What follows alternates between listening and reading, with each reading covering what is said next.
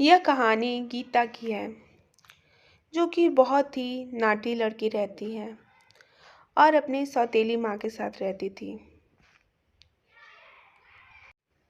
तुझसे तो मैं बहुत ही परेशान हो चुकी हूँ। ये नहीं कि कहीं जाकर काम वाम करे, बस दिन भर घर में पड़े रहना है। तुम्हारी माँ होती तो वही तुम्हें संभालती। मैं तो परेशान हो चुकी हूँ तुमसे। इस तरह गीता की सौतेली माँ उसे बहुत ही डांटती थी और तभी वह एक नदी के किनारे जाकर रोने लगती है, क्योंकि उसके माँ बाप नहीं रहते हैं। हे गंगा माँ, आपने मुझे ऐसा क्यों बनाया है? क्यों आपने मेरी माँ से मुझे अलग कर दिया है और मुझे इतना नाटा भी बनाया है? आखिर मैं जाऊँ तो जहाँ जाऊँ कहाँ? मेरी सौतेली माँ भी मुझे बहुत ही डांट लगाती है। मैं क्या करूँ? अब आप ही मुझे बताइए। और तभी वहाँ पर गंगा माँ प्रकट हो जाती हैं और उन्हें गीता देखकर बहुत ही आश्चर्य हो जाती है। क्या हुआ गीता बेटा? तुम क्यों इतना रो रही हो कब से? मैंने तुम्हारी रोना कब से सुन रही हूँ।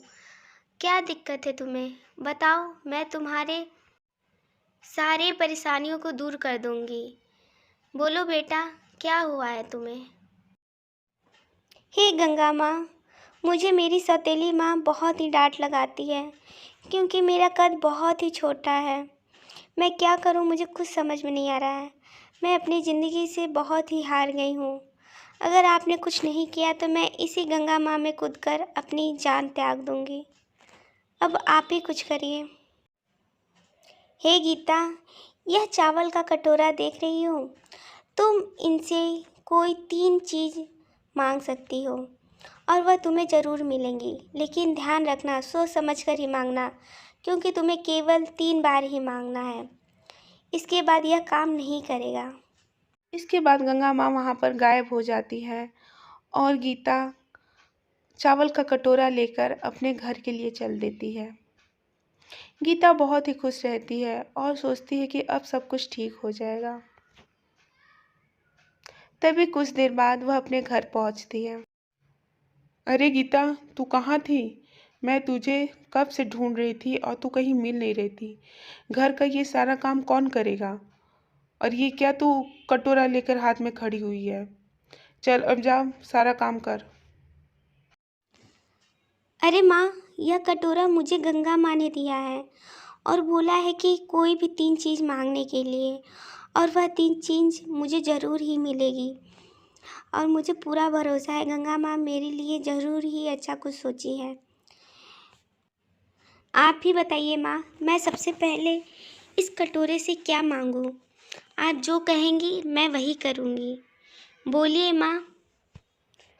वैसे तो मुझे इस सब पे भरोसा नहीं है। तुझे जो करना है सो करो। मैं इस सब फालतू चीज़ों पे ध्यान नहीं देती। और हाँ, जल्दी से ये तुम्हारा नौटंकी खत्म हो जाए तो काम करना चालू कर देना। हे गंगा माँ, मैं आपसे प्रार्थना कर रही हूँ कि मुझे एक खीर का कटोरा चाहिए।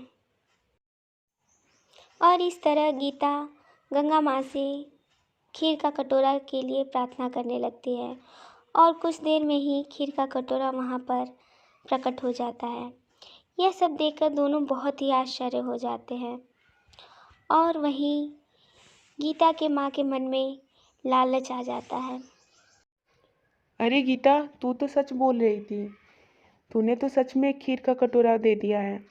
अब तू ऐसा कर, गंगा माँ से तू एक बड़ा घर मांग।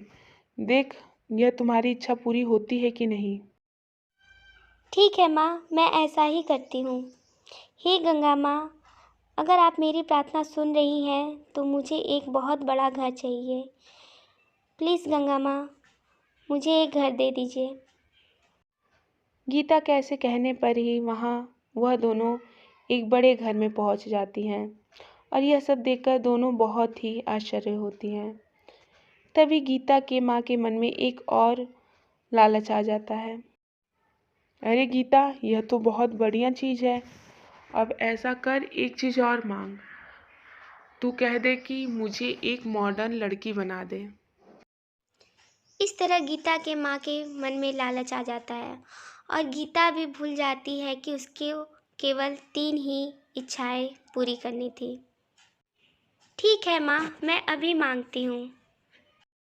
हे गंगा माँ, अगर आप मुझे सुन रही हैं तो आप मेरी माँ को बहुत ही मॉडर्न औरत बना दें। प्लीज़ गंगा माँ। ऐसा कहते ही गीता की माँ एक मॉडर्न औरत बन जाती है। ये लीजिए माँ, आपकी यह इच्छा भी पूरी हो गई। अब आप एक मॉडर्न लड़की बन गई हैं। अब तो आप खुश हैं ना माँ? अब तो आप मुझ पर गुस्सा नहीं करेंगी? इस तरह गीता की बातों को सुनकर निर्मला बहुत ही गुस्सा करती है। ए लड़की, मैंने तुझे बोला था मॉडर्न लड़की बोलने को, तूने औरत बोल दिया और मैं बुढ़ी ही रह गई। बस मेरे कपड़े बदल गए हैं। तूने मेरे साथ इतना गलत किया है, अब मैं तुझे कभी छोड़ूंगी नहीं। इस तरह से गीता की सौतेली माँ उसे बहुत ही डांट लगाती हैं और गीता भी कहीं न कहीं अपने तीनों शक्तियों को खो गई रहती है। अब तो इस घर में नहीं रहेगी, यह घर मेरा है और शांति से इस घर से निकल जाओ तुम। ये क्या बोल रही हैं माँ आप? आपकी वजह से मैंने अपनी तीनों शक्तियों को खो दिया है और मैं अब लंबी भी नहीं हो पाऊँगी। उसी के लिए मुझे यह वरदान मिला था और अब आप ही मेरे साथ ऐसा कर रही हैं। इस तरह से गीता ने अपनी बेवकूफ़ी की वजह से अपने ही पैर पर कुल्हाड़ी मार ली।